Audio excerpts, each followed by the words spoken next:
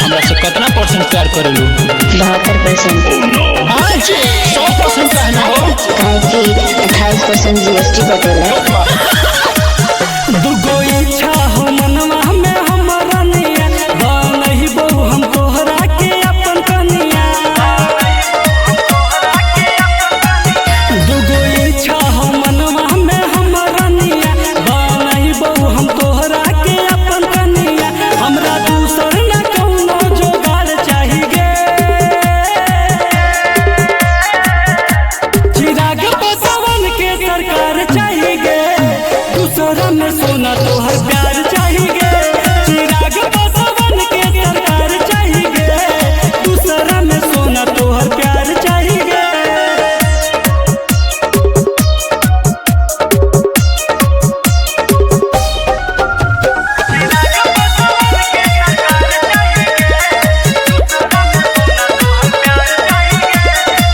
Bihar first Bihari first रातो हरदम रनिया गे।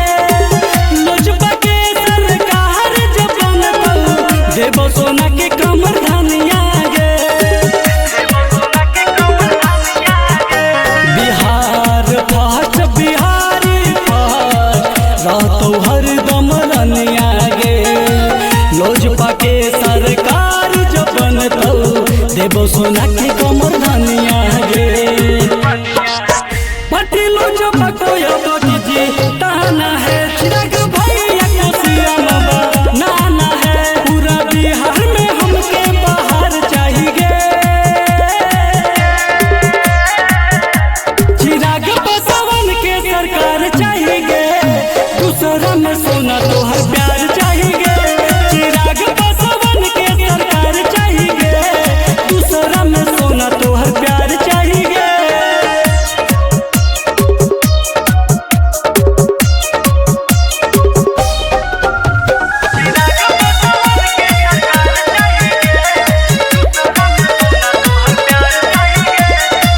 दिल खोल के वोट दी है, मेहनत को टेंशन गे। जितला पर बढ़ जातौ, तोर मैया के वृद्धा पेंशन गे। दिल खोल के वोट दी है, मेहनत को टेंशन गे।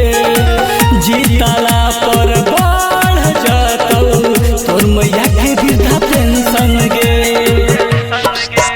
और लोजपा के पार्टी न भूलाना है, जाके घर घर सबको बताना है।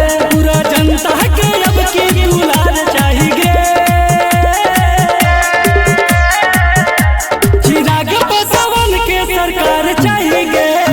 दूसरा में सोना तोहर प्यार चाहिए, चिराग पासवान के सरकार चाहिए। दूसरा में सोना तोहर प्यार चाहिए। तू साफ सुथरा बात बताओ कि मोदी संग रहबू कि दूसरा संग रहबू? हम मोदी संगे रहो।